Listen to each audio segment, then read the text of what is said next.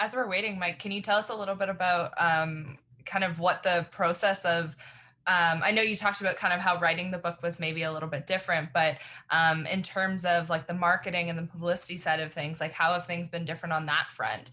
Because I know we got to hear a little bit of the editorial, but I know you said last time there was a in-person launch. How's it felt doing this through pandemic times? I mean, today is obviously, I think one different aspect. I think it's still exciting to be able to do it virtually. I think the first one was different because I had never written a book before, and you got to experience all your friends and family coming out and seeing you in person at, we were at Chapters here in Sudbury, and signing books largely for family and friends, but there was still a couple of random people that showed up that day that saw the table and the signage and stopped and bought a book, I think probably to help out the local guy. But I think, I'm hoping that, by the time the holidays come around, things will open up. Ideally, it'd be kind of cool to do a holiday signing again. And that's typically when people are out and about kind of looking around places like Chapters, kind of aimlessly trying to find things that will appeal to, their hockey loving friends and family. So that would be nice. But I think we've adjusted well. I think ultimately, technical issues notwithstanding right now, that this is a kind of a fun, interesting way to do it. Again, if we're able to sort through those, I think it'll be a different dynamic. Because certainly when I did it last time, didn't necessarily talk about the book. There was no formal presentation. It was just kind of sitting at the table signing. So, if we're able to get Jeff in, then I think it'll kind of be a nice change of pace from what we've done previously. And I just want to confirm with everyone that Jeff was here. So this is not like a big ruse that this is a build up to Jeff is coming and, Jeff never comes, but he was here. Christine and I can attest to that. And then I guess with everyone kind of hopping on, I don't know if what has happened, but there's some kind of glitch that we're still trying to sort out. So In the meantime, then I'm going to continue asking you questions. sure. So for this book, you share your hockey history every day on Twitter. When you were compiling the stories for this book, were there any particular stories that you had actually never come across before that are like brand new to you for this book? Or were all of them kind of pulled from things that you have shared in the past before?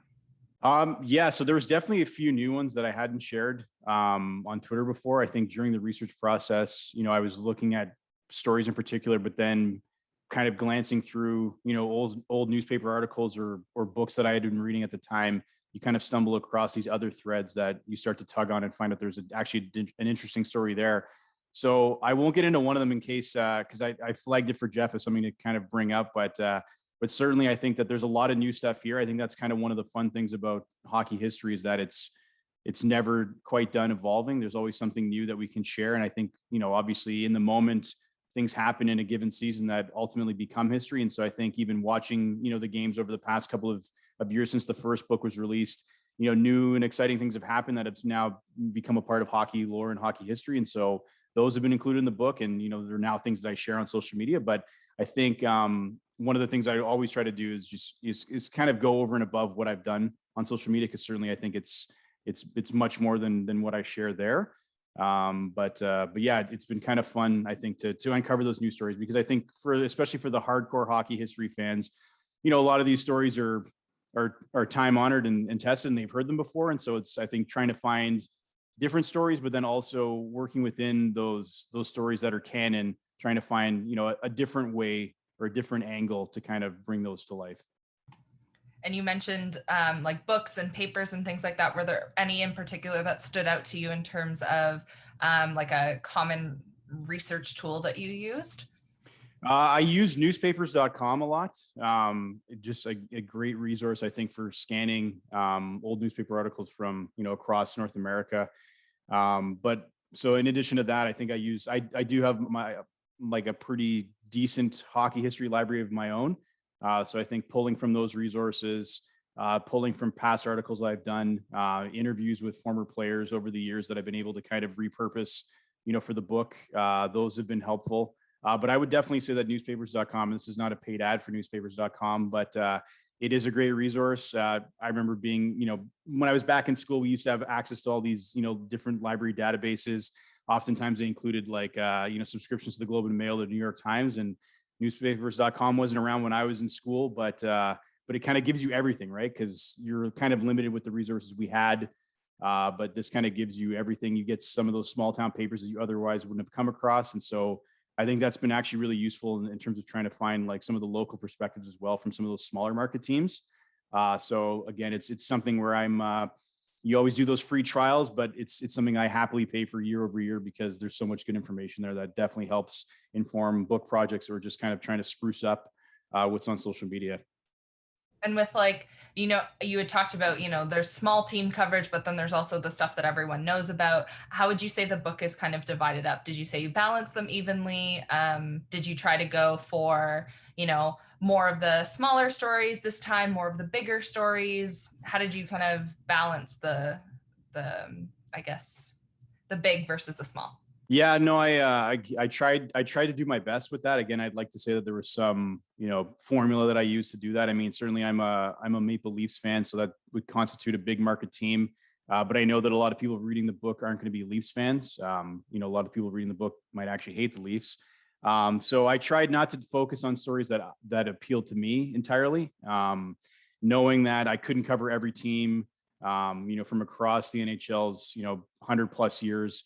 I just tried to find stories that I thought, regardless of, allegiances and teams and players that were interesting, right? Because odds are if you find something interesting, whether it's hockey history or whatever it is that you're passionate about, there's somebody out there that finds it interesting as well. So I think that's kind of the overarching approach that I took, was that what is a quirky or funny or interesting story that may or may not have been told, and kind of going about it that way, whether it's the Bruins or the Leafs or the Atlanta Thrashers.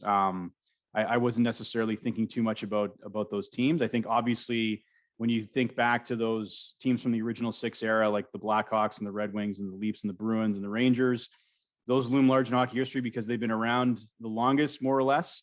But I think you can find better and different stories to tell if you're not necessarily just focused on individual fan bases and teams.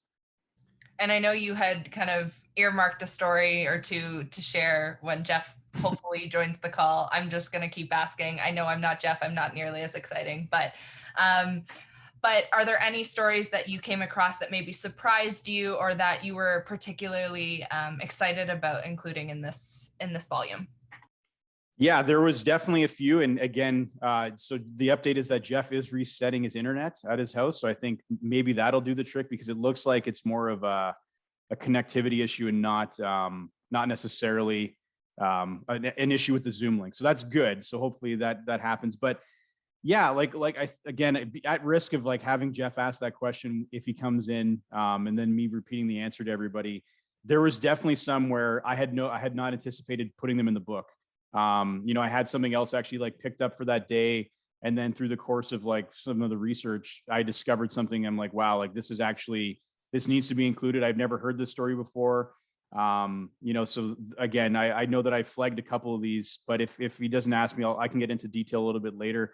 But there's definitely ones where, as you go back, I think when you're doing the writing process, you forget some of the things that happened more recently. So when I was doing the book originally, I had it, I forget the actual date off the top of my head, but it's in February. And right before the pandemic happened, the Maple Leafs are playing the Carolina Hurricanes, and the Hurricanes, both of their goaltenders got injured, and the Maple Leafs, practice goalie that everyone refers to as the Zamboni driver had to go into the game. Right. And so like, he ended up, he let in the first goal the first shot that was fired against him, but the team kind of rallied around him and they clamped down, and he won the game, becoming the first emergency backup goaltender to win an NHL game. And then obviously, as Leafs fans, everyone focused in on the fact that the Leafs were beaten by a supposed Zamboni driver, although he has a much larger, I think, role. I think people like to downplay, what his actual job is, to focus on the fact that he's a Zamboni driver. That's just one part of the things that he does, at the Mattamy Center in Toronto. So that was one where I didn't think of that at the time because it had happened just like 4 months earlier. So I had written something entirely different. But then as we were going through the writing process, I realized I have to include that story because it's obviously significant, from a historical perspective, but also kind of, again, trying to fit the theme of this book with more quirky and zany moments in NHL history. That one had to be included.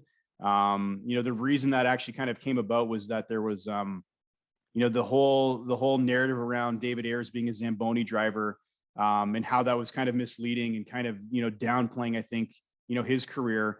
I remember some exchanges on Twitter with his wife, Sarah, kind of, reminding other journalists and writers that like, that's not all that he is. And so that kind of prompted me to like, this is a good story, but I want to tell it in a way that I think is accurate and is respectful of David and what he did that night. So I actually had a chance to talk to Sarah just through some, Twitter messages to kind of get the facts straight. So what I'm hoping I've done with that story is I think hopefully, properly represented David in, the moment that he did that night, but also his life off the ice, that he's not just a Zamboni driver. And I think reducing him to a Zamboni driver kind of takes, something away from him. And so again, we'll find out if Sarah or David read the book, but I've tried to really not focus solely on that one fact, because I think that's a little misleading. But that was an example where, again, I had already written that day, and then I had to go back and I can't even remember what the actual story was for that day. But obviously, David Ayers that night ended up making the final cut. And that's really cool. I mean, first with regard to the fact that like you took the time and the care to really respect every player's legacy and their career, but also the fact that you get to meet some pretty cool people doing this. I know maybe it was, I don't know, maybe a few weeks ago, pandemic time is weird, you had met a player on the golf course who signed a copy of the book. Can you tell us a little bit about that? Yeah, sure. So I appreciate you teaming up for this, Christina. So I was at a work golf tournament. It was for battery. It was basically in support of Battery Electric Vehicle Initiative. And I knew that Paul Coffey was going to be at the golf course, who's obviously a Hall of Fame defenseman. He had bought into this waste management company that was also sponsoring the tournament. So I knew he was going to be there. So I brought a copy of the book, brought a puck that I have, and I saw him like as soon as we got there. He was actually like one of the first people we saw, and I'm like, I don't know if I'm going to go through with this. Like he was a nice guy to me, but he didn't necessarily seem to be as warm and inviting potentially. So I'm like, maybe I'm going to leave Paul Coffey alone. And then actually one of the guys I was golfing with who didn't know who Paul Coffey was at all. And is a pretty outgoing guy. He's like, where is he? Show me where he is. Like, I'll bring you over and I'll get him to sign the book for you. And I'm like, no, I can ask him. But it was really, he kind of, he's like, this is now or never. If you don't ask him right now, like you're probably not going to see him out on the course. And sure enough, I didn't. And there was a dinner afterwards. I didn't see him at the dinner. So like, that was really my one shot. But, it was because there's a story about Paul Coffey in the book. So I got him to sign the page about him, breaking Gordie Howe's record for the most goals scored in a season by a defenseman. And he, at first, I think he probably wasn't expecting anybody to show up at the golf course with a book in their hand. And so I explained to him what it was. And he did say, that's pretty cool that I made the cut. So that was kind of a fun moment for me. Certainly, I think it was also a good piece of publicity that we were able to capitalize on that. Paul Coffey was one of the first people to get his hands on a copy of the book. I thought about giving him the copy, but I think I'll hold on to it. And having his signature on that page, I think it's a nice little keepsake. And not only that too, but you reached out to some pretty important people in the hockey world for endorsements and things like that. How was that process? Was it a little bit terrifying? Did you know some of them before? How did you go about that? Yeah, it's definitely, I think asking anybody to read your work for a potential endorsement is terrifying, because I think for any author, you've been so invested in the project for months and months on your own that once you start to share it with people outside your inner circle, that's when it becomes real. And that's when you could potentially get feedback that is either positive or negative. Obviously, that you're not gonna be able to please everybody, but I think once that the first book gets out there and somebody else reads it, it becomes real for you. I was definitely fortunate enough that, a lot of people responded and were willing to kind of take the time out of their work days or their summer vacation to read the book over, and offer, I think, some very nice words about the book. Some of those people, I've known like not well, but obviously we've come in contact over the years. They reviewed the first book, but there's other people who I don't know at all, right? And we don't have a connection, like even in the loosest sense. And I think one of the things that stuck out to me, throughout that process is just how I think generous people are within the hockey media world with their time. There's a lot of people like that, like Bob McKenzie, Ron McLean, or Jeff Marek today, taking time out of his day to come on this call where, they don't know me from a hole in the ground, but they're willing to do me a solid, potentially read the book, maybe offer some nice words. And so that I think was always, that stayed with me, as the generosity of those people. Right. And so I always think that if if there's ever an opportunity where I'm in that same position, I would like to think that I would be as generous with my time as well, because especially for somebody like me who doesn't do this full time, this is not my full-time job to write about hockey. So to have people who I think are, so highly respected and regarded in the industry take the time and say something nice about the book, honestly is great. But it also, I think, is validation as well, right? When you have, some of these people who've been around covering the game for a long time, and for them to, to think that your book is a must read, or it should be in every hockey fan's collection, really does kind of make you feel good and give you the warm and fuzzy. So yeah, it's at first it's terrifying, but once you get some positive feedback, it's obviously a great feeling. And how long have you, in particular? Oh, Jeff's here. Okay, I have one more question, very, very quickly. Yeah. How long have you been in the hockey world? How long have you been covering hockey? So 2 different questions, very quickly. Yeah, so I started blogging about hockey during my PhD at McMaster.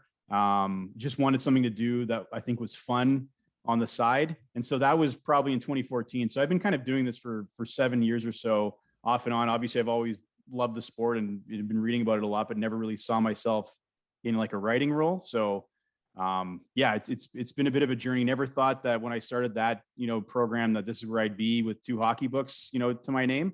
But life's interesting like that, and you never know where it could lead you, right? So, Jeff, you made it. You made man, it. Honestly, I apologize. Sorry, I'm late for my interview, Mike. Christina, I apologize. Yeah, sorry, I just had like a major meltdown. God bless you, Amel Delich, our producer at 32 Thoughts, for holding my hand and walking me through this one. All I really had to do was turn everything off and restart it again.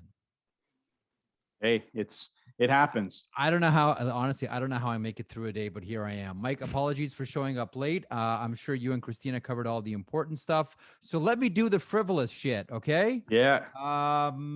First of all, excellent book. The first one was outstanding. The nice thing about this idea is that, I can see this becoming like a huge series. As we look backwards to recontextualize a lot of things that have happened in hockey. But first of all, before we get into a couple of the very specific stories that are in here, and thanks to everyone, by the way, for A, being patient, and B, joining us today, I want to get your thoughts on the nature of hockey history and how you decide when you want to write about something, where it begins. Hang on. Yeah. Have I lost you again? Hang on. No. Okay, there we are. Sorry, my computer's getting goofy. I mean, if you believe the idea, and I do, that prologue is everything, and like I was talking to Scott Morrison yesterday. It's a long-winded preamble here, but I was talking to Scott Morrison yesterday about the 1972 series, and where I was saying to him, like, how would you even begin to talk about that? Because to talk about 72, you have to talk about Anatoly Tarasov. You have to talk about the nature of amateur hockey in Canada, the rise of hockey in the Soviet Union and Europe, et cetera, et cetera, et cetera. Like, where do you start? I believe it's all arbitrary anyway. How do you feel? When you want to write about something, how do you know where to begin? Well, I think the format for this book kind of lends itself to, you have to kind of take the arbitrary approach and know that you're not going to be able to cover everything. I think by having everything constrained to a page, in a maximum of 350 words, like, you're not going to be able to cover everything that led up to, to that particular event. And I think of the 72 Summit Series, right? Like, I didn't get into, the geopolitical context of the time and what that series meant to, the evolution of the game in North America. You kind of touch on it a bit, but I think, as the author for a series like this, you just kind of have to accept that you're going to lose some of that nuance, and that there's maybe other ways to pick it up in other stories. But like, I know that in the first book, I didn't even cover, game 7 or 8, which are obviously, I think, the games that everyone thinks about with Paul Henderson's, back-to-back heroic goals. But with this book, I did focus on the final outcome of that series. But, I think that's kind of one of the fun things about this book is that you know that it's not meant to be a comprehensive look at, the Summit Series or the World Cup of Hockey, that you got to cut it off. And know that there's always going to be limitations. And then, to your point earlier, that there's likely going to be a third period to this series. And so, maybe as it kind of goes on, you'll be able to kind of go back and collectively pull together, I think, what would be that wider story for that. So for me, and I've told this story, I think, to you, I've told it on numerous podcasts or whatever. You've probably heard it before. I won't bore you too long with it. But for me, the love of hockey history started when I was a kid. that's good. Yeah, I'm still here. I think did he get bounced again? I'm just gonna text him and tell. I mean, I'm sure he's figured out by now that he's not in the meeting anymore. But I would hope his connections with Rogers, Cody. I think it'd be a bad form if Bell was his internet provider. Hey, Mike. Yep. Hey, so Jeff was leading into his first love of hockey. Then I guess he got cut off at that point. Mm-hmm. So everybody's got their first moments of loving the game, and mine was I grew up in Toronto, and I was fortunate enough to have my dad be friends with one of the Maple Leaf trainers at the time, Danny Lemlin. Mm-hmm. So they had split tickets, and then that was one of my first true experiences. I was in Maple Leaf Gardens before, when I'm dating myself now, and they had the WHA in Toronto. And that was one of my first games I saw. Like, wow, this is crazy. I love hockey. Just based on, you could feel the magic in the arena. Yeah, and you knew there was like a lot of great hockey players around. What was kind of your first moment in life where you realized, hey, hockey's my go-to sport here? Yeah, no, I didn't get the chance. Like, it's funny because I think my first actual Maple Leafs game was with my mom, and this would have been 2011 or 12. So I never got the chance to check out Maple Leaf Gardens. I'd seen other NHL teams before that, but just to that was the first time I'd actually seen a Maple Leafs game live. Was actually not that long ago. But when I was a kid, like, I'd always loved playing hockey. I was never good at it. I mean, I have the photos of me on like the backyard rink or in the basement, with goalie pads, but we just never, found the opportunity to get involved at an organized level. But like, I'd always, I think, been drawn to that sport. And then as I got older, I did different sports, but I think I had always been drawn to the history of the game. I think back to, collecting hockey cards when I was a kid, and some of the hockey cards that I still like kind of remember are the ones that had an interesting, backstory about this player came from this town and they went on to do, the following things. But they had a set of Pro Set, I think, had a series where it was just like the NHL trophies. And I always remember those because it was like, you learned about like why the Hart Trophy is called the Hart Trophy, or why the Norris Trophy is named after James Norris. And that always kind of stayed with me because that was the stuff that I was interested in as a history nerd. And so then as I got older, and I obviously stuck with the history and didn't really stick with the hockey, they kind of came back into focus when I realized that, a lot of the skills that I was developing as a historian could be used to tell hockey stories. And that's really kind of when it clicked for me again.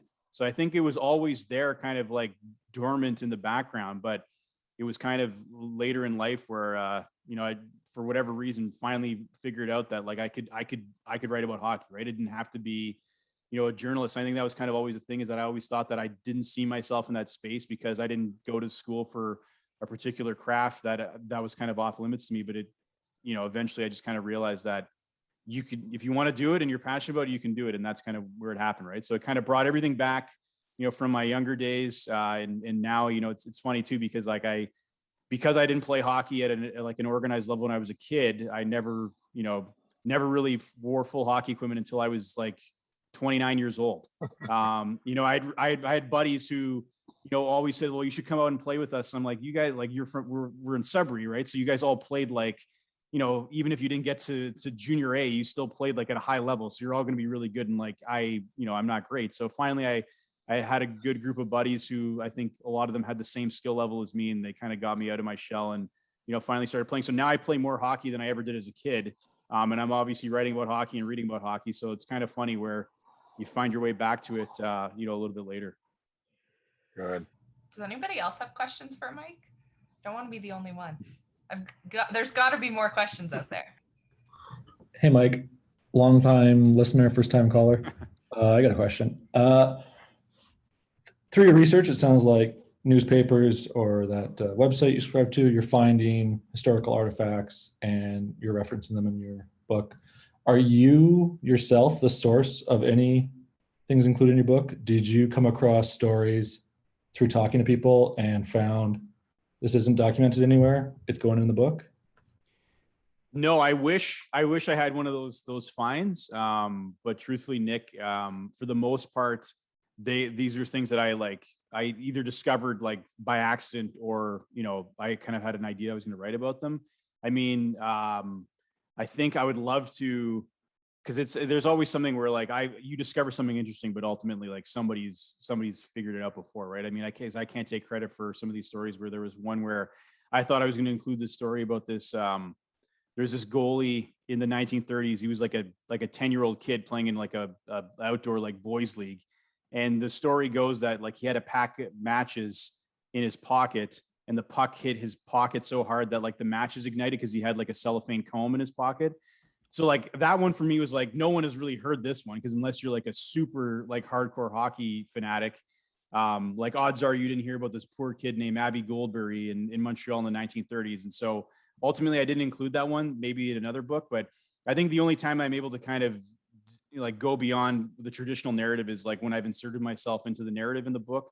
So there's a few stories in there where I talk about like what I was doing when that happened, because I can remember it. And so that kind of takes a little bit away from the actual focus of the story. But I feel like that was one of the things I did more in this book, because I know that when people think about, hockey history themselves, like with Craig's example, you think back to the times that you experienced it, right? So when I talk about, the golden goal or whatever it may be, I know that other people are thinking about it too. And so I think I got to do it that way, but ultimately, yeah, like I wish that I could say, Nick, that something came up that hasn't been reported yet, but otherwise I'm kind of building off the backs of the other, historians and writers who've come before me for this one. Hey, Mike. Hey. Try this again. Yeah.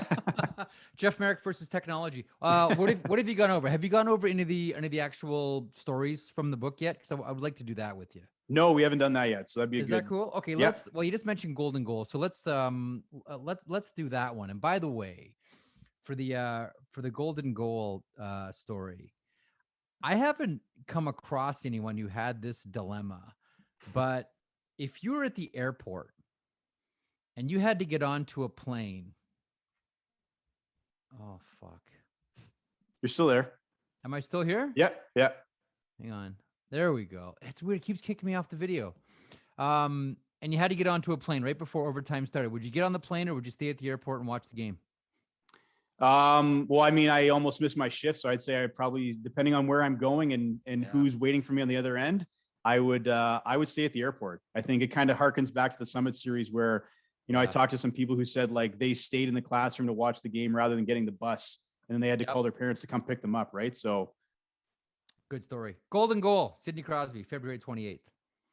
Yeah, so I was working at the Travelodge Hotel in Sudbury at the time, and I had a shift scheduled for that afternoon.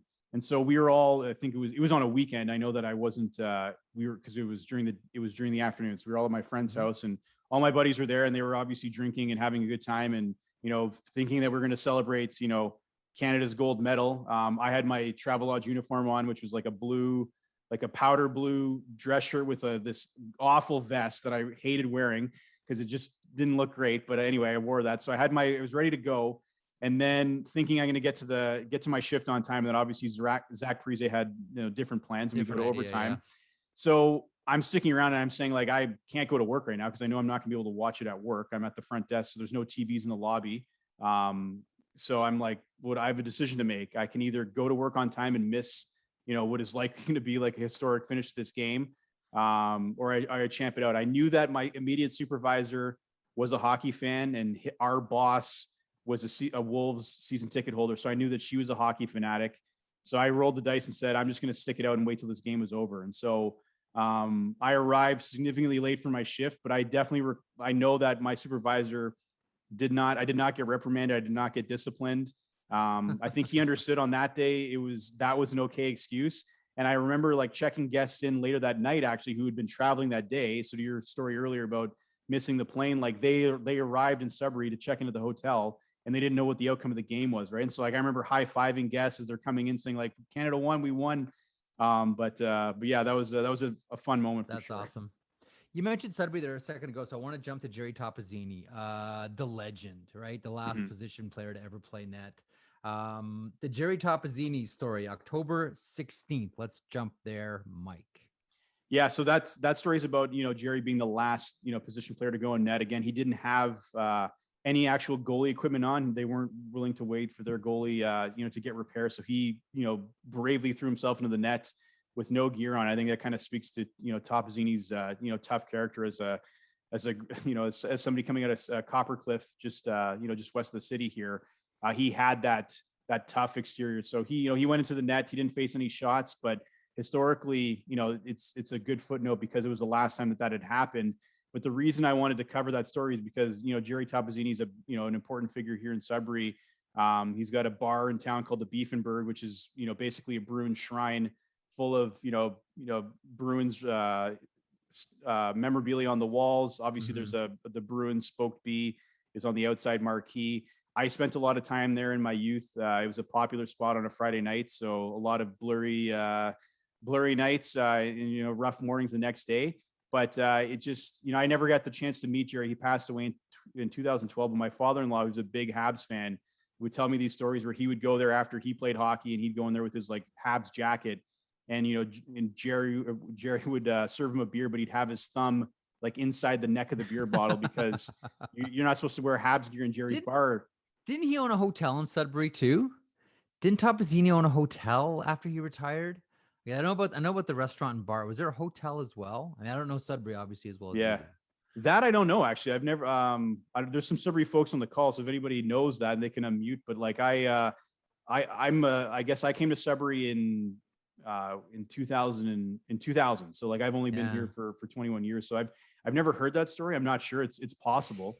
Yeah, see, I've always wanted to go back and I should probably do this and try to find interviews with Jerry. One of the things that I'm fascinated with is, I mean, we all love the Willie O'Ree story. I mean, Leo Labine gets injured and Willie O'Ree gets called up to the Boston Bruins. Jerry Tapazini and Don McKenney were his wingers that day. And, we've heard from various people. I'd like to hear, I mean, obviously we can't now, but go back and try to find interviews with Tapazini talking about that debut and what it meant to that room and those players and being on the ice with Willie O'Ree.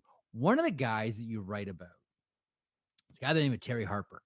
And I want you to share this story. Now, I've always maintained that the two greatest fights at Maple Leaf Gardens that I ever saw, one of them is the Rick Tocchet Wendell Clark fight, which is Picasso.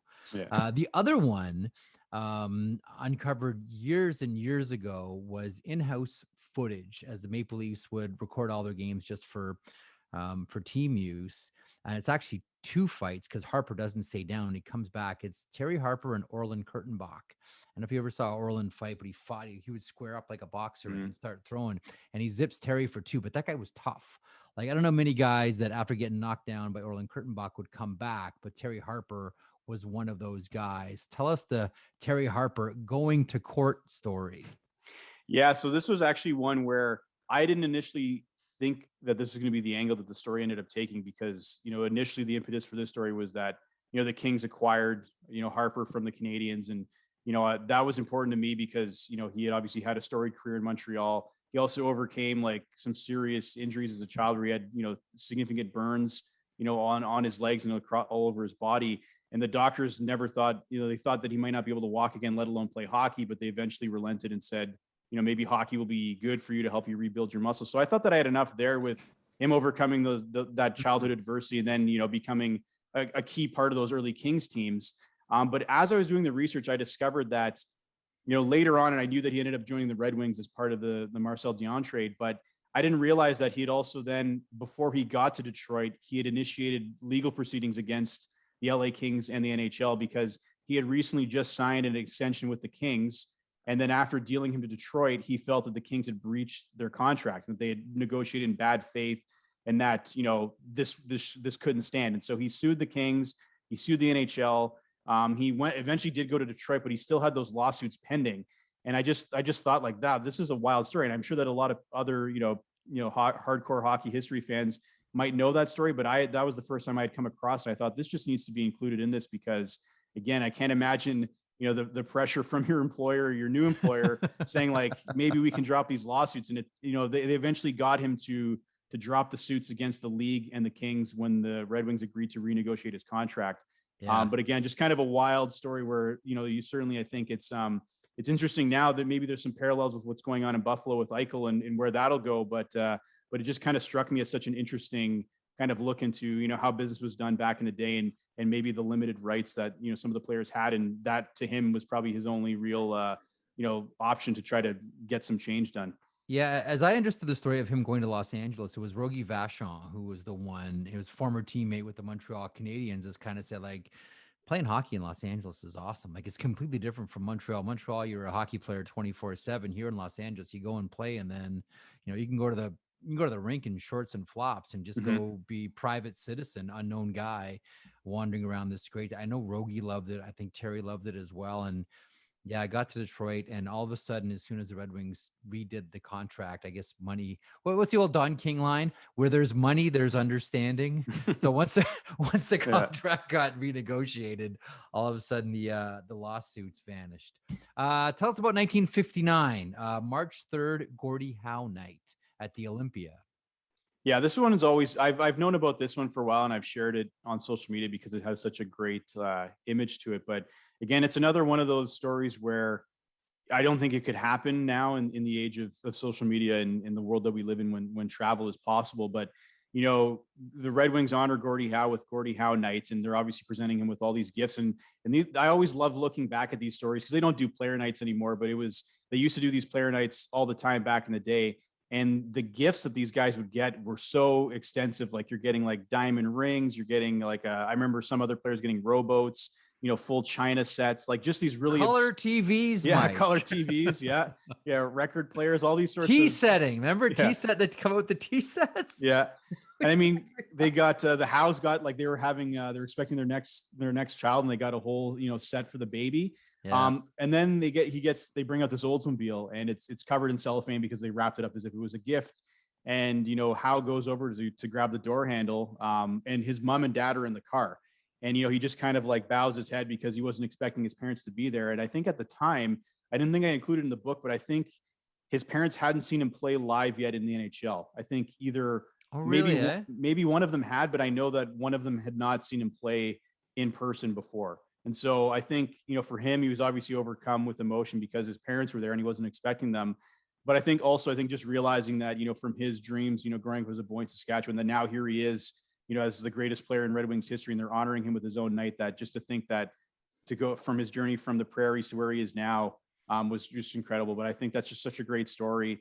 And the visuals that go with it. Obviously, there's no pictures in this book. But it's such a cool moment where, it dawns on Gordie that this is, his parents are in the car and they're going to be part of this historic night celebrating everything that he's done and meant to the team over the years. Take it all for granted, right? That your parents can watch you play everywhere, whether you're playing minor hockey, even, everyone, every minor hockey kid has, one of the parents on the team is recording the games. Even if you can't be there, you can see, like, parents grow up watching every single game for their kids. And we tend to forget that, it's quite possible that someone from Saskatoon/Floral, Saskatchewan, kid makes it to the NHL and finds out by a letter from their kid and then won't see their child again until the end of the season. Hey, Gordie, followed you in the newspaper. How was the season in your words? It's you're right. Like, you can't replicate that in any way, shape, or form. Always curious about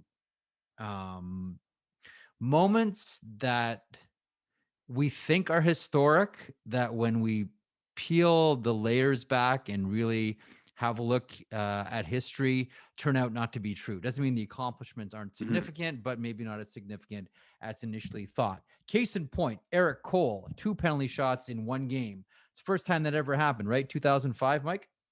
At the time, yeah, that's what we would have said, but it's not the case. It's funny though, because like if you weren't aware of what was been happening with the NHL in the last couple of years with digitizing, their records to try to make everything accessible online, and you just, you heard about that event and you went back and you pulled all the newspaper coverage, like all the newspapers would have said, first time in NHL history that a player is awarded 2 penalty shots in a game.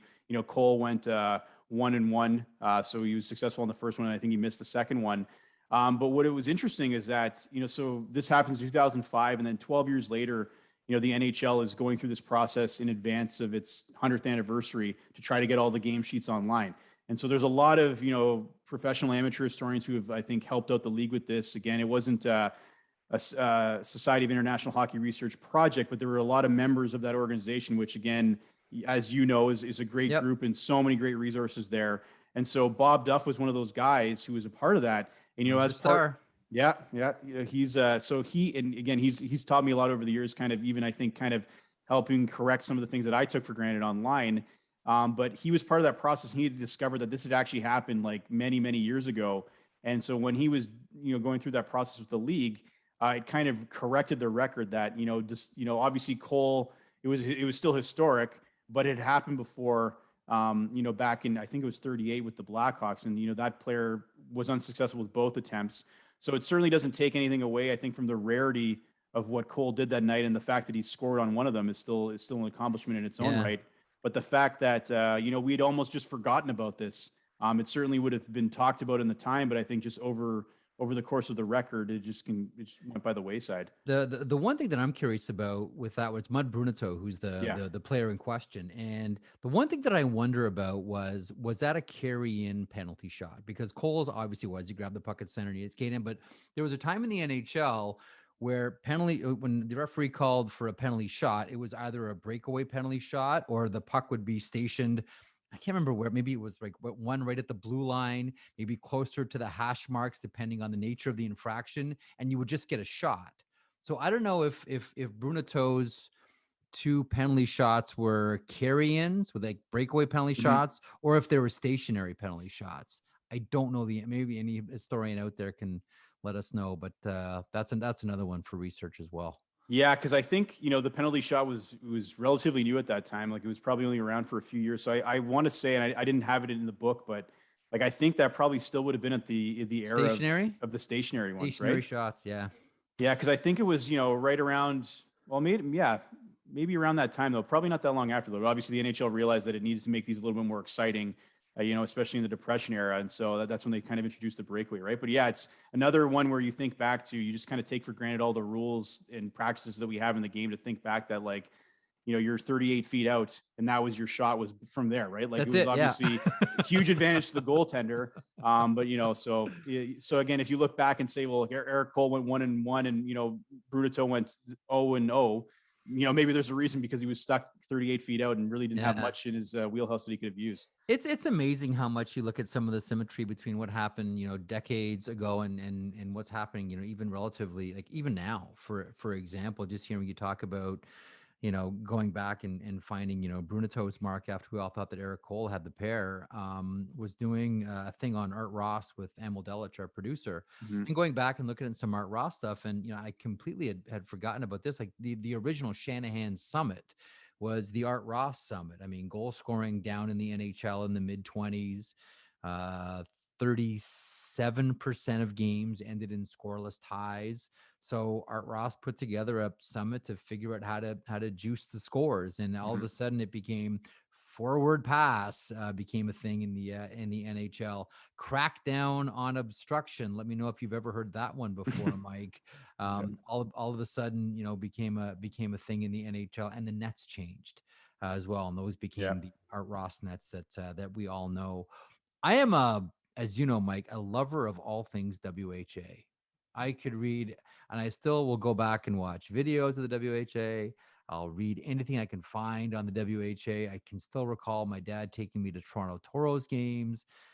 First game I ever saw would have been Toros against the Calgary Cowboys. The 2 goaltenders were Wayne Wood and John Garrett's, now a colleague at Sportsnet doing Vancouver Canucks games. But one of the great coaches of the WHA, who later went on to become a wonderful commentator, one of the best ever, is Harry Neal. And you've got a great stick swinging story of Hacksaw in this one.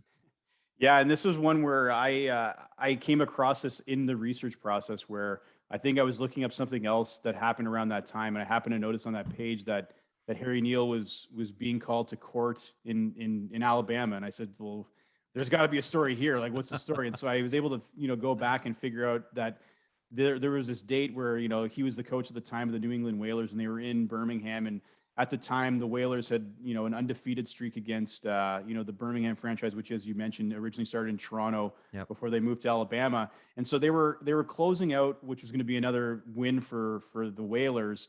And at the end of the game, I think he had celebrated a goal from one of his players a little too enthusiastically, and the fans behind him were letting him have it, and they were throwing like popcorn and beer, whatever, yelling at him. And so they were getting pretty close to the glass or to behind the bench, and and they're kind of getting, I guess, in his face. And so he turned around and I guess he grabbed a stick and just kind of swung it errantly behind them. But he actually connected with 3 of the fans, one of whom turned out to be an older lady. So again, not a great look, again, whether or not it was intentional or if he knew who he was connecting with. But, so he, like, that night, the police, came to the dressing room, and, they wanted to talk to him. And I think under the advice of his lawyer, and this part didn't make it into the book because, again, part of the cutting down the amount of stories, but he was advised by his lawyer to drive to Atlanta that night and then come home because they were worried that, like, he was going to get charged and then he wouldn't be able to leave Birmingham. So he got home, but he did end up getting charged. Like, a couple of days later, the elderly woman pressed charges against him. When they returned to Alabama later that year, he was due in court the morning of the game.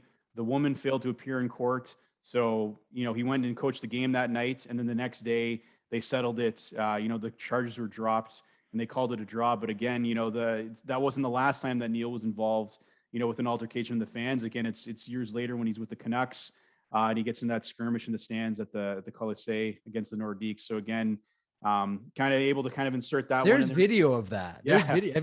Have you seen it? There's video of that. It's pretty wild. I mean, you never see it anymore, but that's, I mean, listen, Harry was one of the great people of the game, really. Like, I got nothing but fond memories thinking back to, and I remember when he coached in the WHA, more so with the Minnesota Fighting Saints, where he was a coach and Glenn Sonmore was the general manager. Glenn only had one eye, had the glass eyeball. Harry would always tell the stories about when they would go out to a restaurant. Someone would leave to go to the washroom. They'd come back and pop out his eye and put it in the guy's beard. He'd come back and there'd be an eye sitting. Like, I'll tell you, Mike, ask any of the guys, everyone who played in the WHA has a million stories like that, whether it's Glenn Sonmore, Bill Butters, or Gordy Machine Gun Gallant, Steve Urbano. The stories are endless. And sometimes the best stories you really want to be true.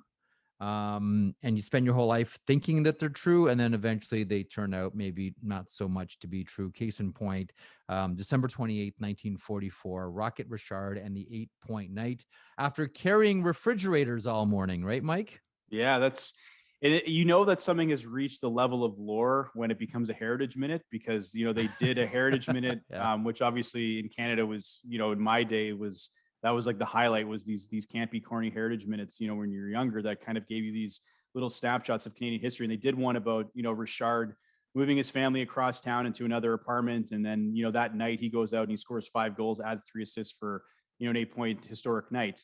And so we're all, for a lot of our lives led to believe that he did this, all in the same day. And that, I think about, moving is never fun. Everyone hates moving. It sucks. So the idea that you would move into a new house all that day by yourself and then go out and play or go to the office that night, let alone, play a hockey game, was just kind of incredible. And obviously I think, what he did, whether or not he moved that day, is irrelevant. I think 8 points in an NHL game is still an incredible achievement. But, Dave Stubbs, who does a lot of great work on the history side with NHL.com, he had uncovered a couple of years ago, not that long ago, actually, that years later, Richard had talked to a French language newspaper and kind of said to them that, that didn't happen that day. It happened the day before.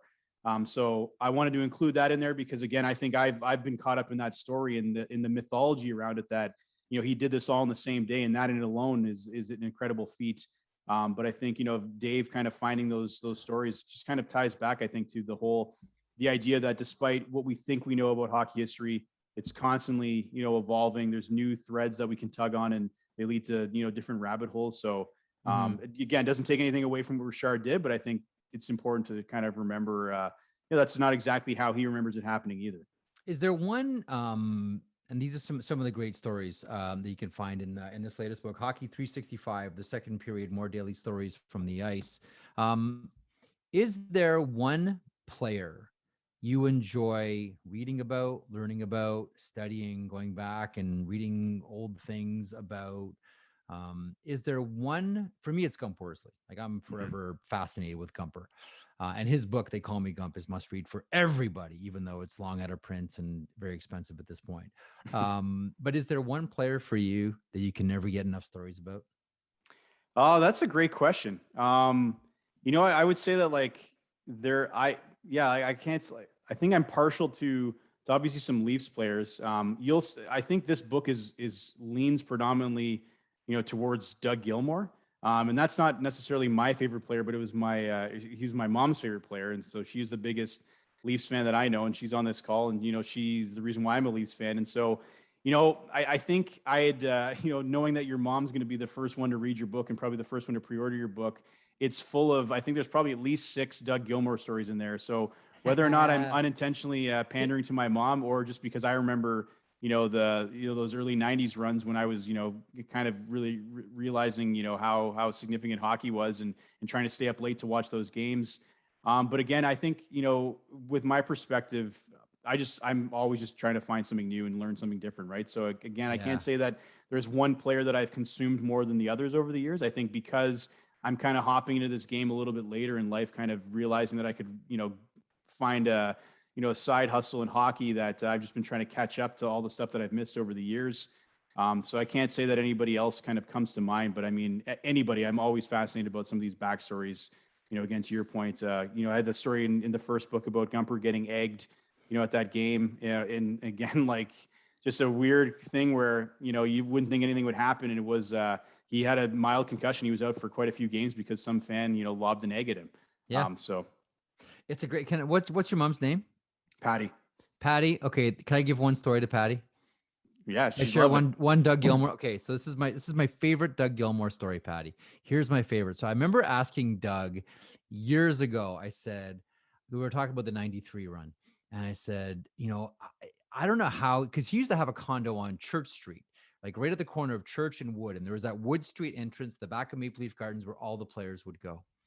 And I said, I don't know, like, especially like a Saturday night, Maple Leafs at home, how he was able to get from his condo into the rink, because you'd have to walk down Wood Street, and that's where all the fans were. Like, how did you get in the building?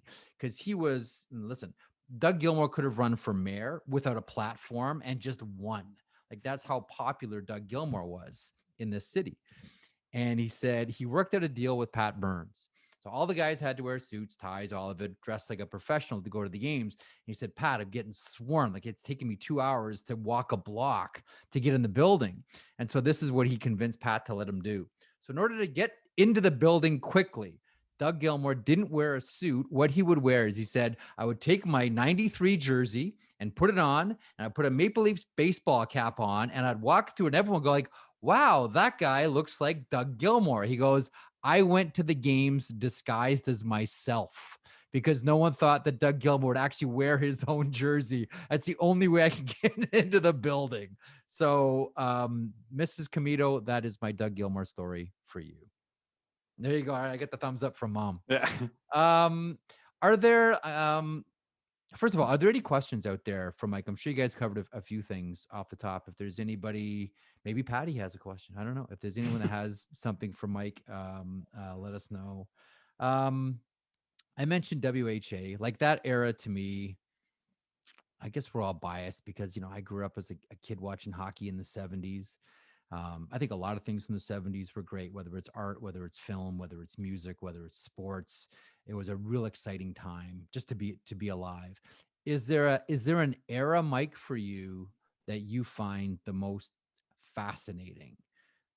I already asked you about a player. Is there an era for you that you're like, man, I can't learn enough about this era?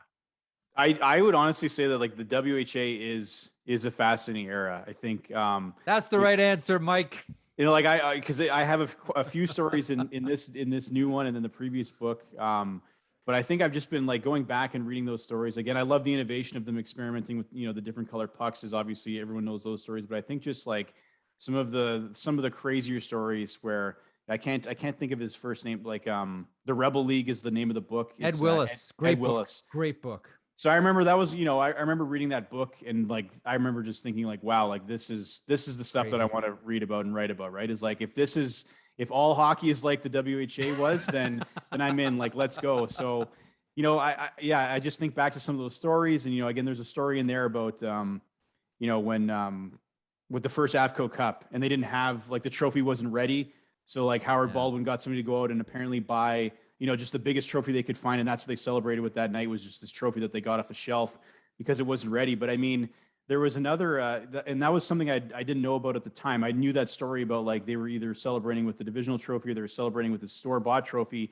But what I found out during the research for that story was that, after they'd won the first Avco Cup, they challenged the NHL to say, we wanted to play the winner of the Stanley Cup series that was still underway, right? And I think it was Montreal and the Blackhawks, because it harkened back to the challenge era format of the cup, right? The NHL obviously never accepted that invitation, but it would have been kind of interesting to see what would happen if you would have lined up. Win. That's a no-win for the NHL. Yeah. Right. If they win, well, you're supposed to win.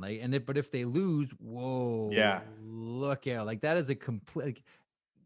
Bless the WHA for that one. And they ended up doing some games. Mm-hmm. Right? Like WHA teams did play NHL teams. There was there, I think it was just one trade. It was Minnesota and Detroit. Dave Hansen would have been part of it.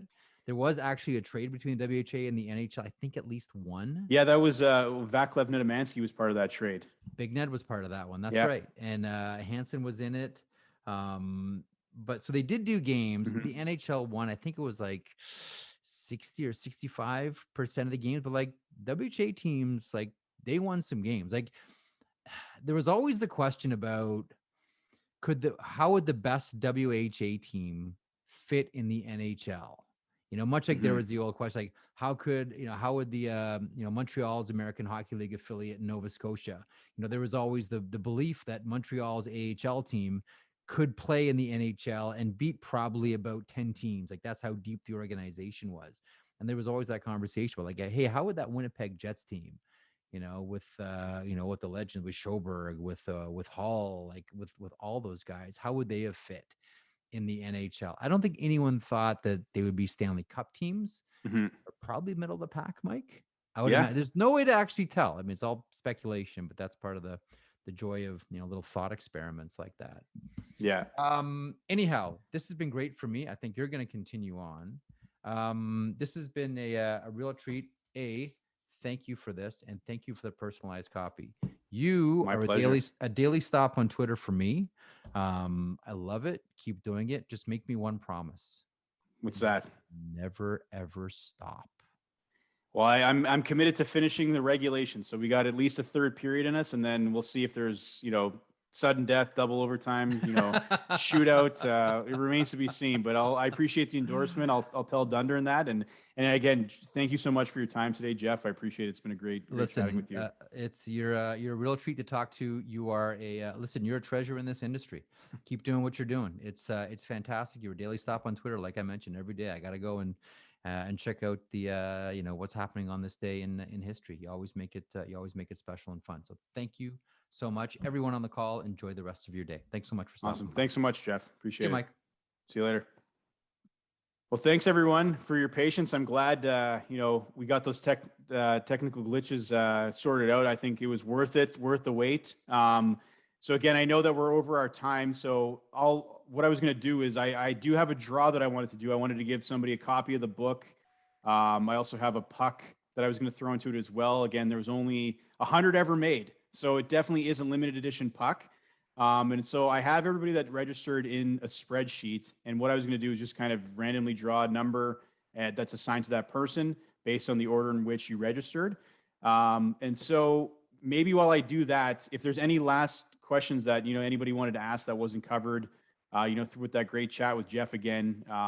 So happy that he was able to join us today. I think it's definitely took the virtual launch to another level, because otherwise, I think Christina did a great job as well. I want to thank Christina for, tap dancing through that at the beginning. You teed me up for some great questions. And so I think we could have continued if Jeff didn't join us, but certainly I think we're both happy that he did. So let me just cue up this random number generator here. And I already told my mom that she can't win. So if my mom wins, she's getting tossed back into the pool, because I could probably just give her a copy if I'm so inclined, right?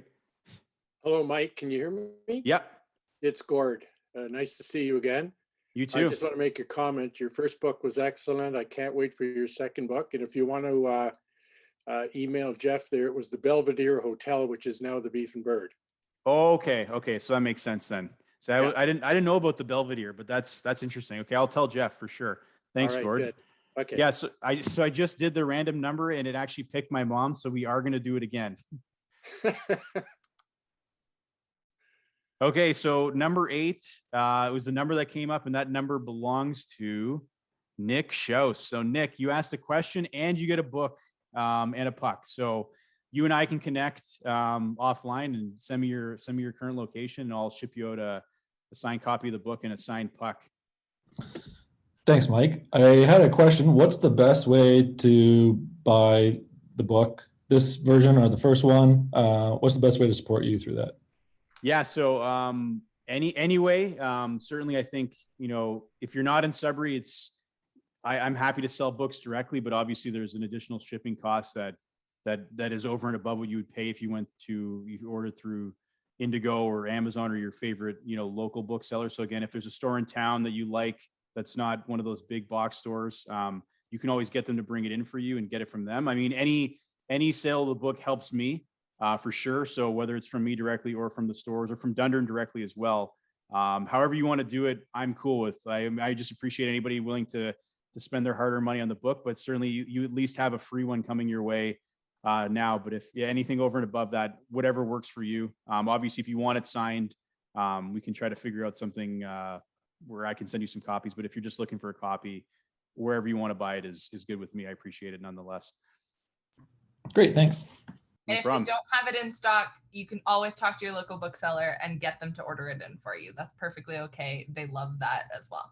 Support your local booksellers. So, okay. So now that I guess that's all we had planned. Again, if there's any last minute questions, I'm happy to take something else before I do have to hop into a meeting shortly. But again, I just wanted to thank everybody for showing up today. Again, so glad you could join us to celebrate the launch. Again, it's kind of fun to do it during the day, and then we can kind of continue celebrating it all night. But otherwise, yeah, if there's no other questions, I appreciate you coming on. Congrats to Nick for the book. And again, thanks to Christina and to Jeff, for doing this with me today. I'm going to pop on really, really quickly because I know everyone wants a book and wants a puck. On our Dundurn Press Twitter, we are actually giving away a copy of the book and one of the pucks as well. So if you want to still have a chance to win, you can do it that way as well. That's right. I saw that before I hopped on, and I was just kind of focused on trying to get this all sorted out. So I will retweet that as well. But yeah, check that out. It's a good contest. Yeah, there you go. Okay, well, thanks everyone. I don't think if there's anything else, I think I'll let everybody get back to the day. So again, thank you for joining us today, celebrating the start of the second period. Looking forward to everybody hopefully getting their hands on a copy, sharing with the hockey fans in their lives. And again, thanks again for hopping on today. Really appreciate it. Great job. Thanks, Mom. Thanks, Mike and Jeff. It was great. Yeah, thanks, Craig. Appreciate you hopping on.